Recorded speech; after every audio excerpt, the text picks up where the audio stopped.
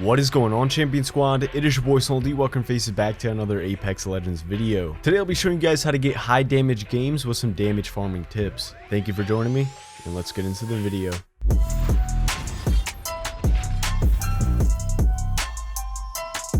Getting the 4K damage badge can be a pain going into it blind, so today I'll be going over 5 tips to help you farm damage with far less than 20 kills, so be sure to stick around. If you're new here, subscribe and join the Champion Squad. We are on the road to 25,000 subscribers. Now let's get into some valid damage farming tips.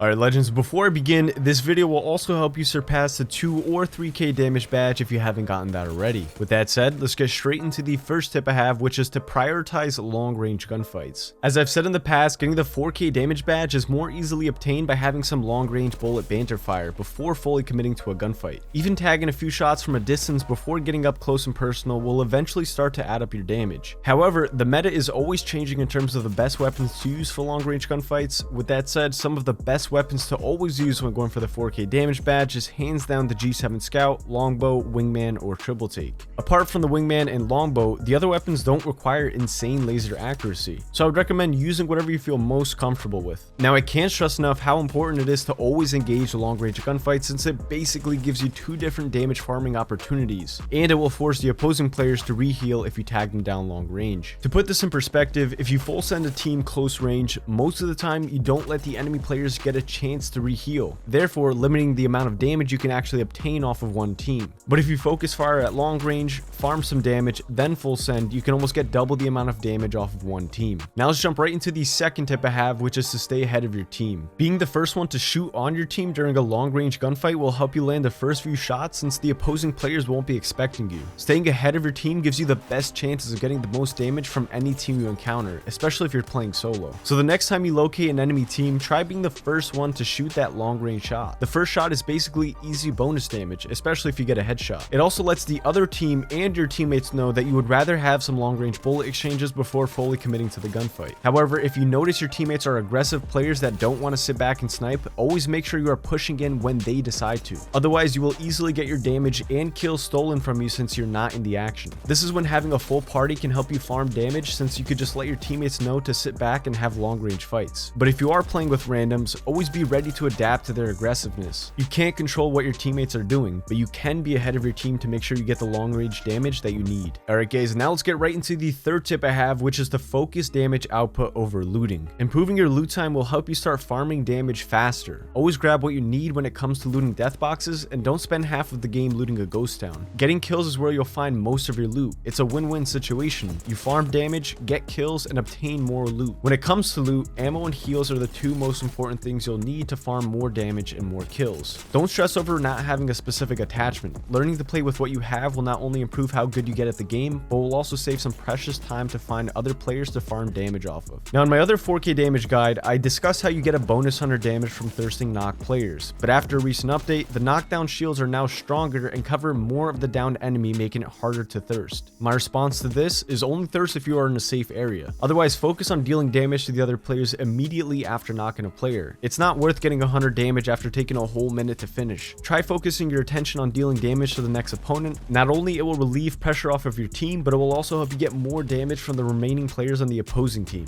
Now let's get right into the fourth tip I have, which is to let players re-heal or get a res off. Now before I delve into this tip, I do want to say that this is completely situational and should only be done if you are confident enough with the team you are fighting. I know with skill-based matchmaking, public matches have been much harder, but once in a blue moon, you will come across players that aren't as good as you. This is a good chance to sort of cheese your way around some bonus damage. If your teammates are not around, whether they've died or just not on the scene of the gunfight, try keeping your distance and changing up the gunfight angles after firing a mag or 2. I think of this strategy sort of like weakening the enemy team, playing around them and not fully committing to finishing them. Getting the 4k damage badge, in my opinion, is not as stressful than the 20 kills because you aren't forced to kill a certain amount of players. Rather, you are forced to farm damage. But the good thing about farming damage is that it can be done with ease if you keep good distance and relieve pressure by cracking shields. Think of this method as trying to rack up as much damage before fully committing. Doing this will easily boost your damage from just one team. Just make sure not to slip up because playing with your food can sometimes backfire on you. Alright guys, now let's get right into the fifth and final tip I have, which is to bail fights if needed. Getting knocked while trying to go for the 4K damage badge is an absolute nightmare. While you're downed, all you can do is watch your damage and your kills slip away from you. I can't stress enough, especially when you're going for the 4K damage badge, how important it is to fall back. Trying to make hero plays all the time is what will get you knocked. Playing games more safe while still keeping a confident mindset is how you will start to deal some real damage. But don't get me wrong, high risk, high reward, but it's up to you to decide if you're capable of making some hero plays when it's needed. Now in the game you guys are watching, I wasn't even going for the 4K damage badge. It was just an average game, but I just happened to get lucky with the last team that I faced. I was able to rack up a good amount of damage while in a 1v3 situation because both of my teammates were dead. Nevertheless, that is going to wrap up the video for today. Be sure to take all the tips into consideration the next time you're going for any type of high damage game. Thank you guys for spending a couple minutes every day with me. If you enjoyed today's video, don't forget to leave a like rating. It is always appreciated. Also, don't forget to subscribe and join the champion squad. We're on the road to 25,000 subscribers. I hope you guys have a fantastic rest of your day, and as always, this has been your boy Sultan.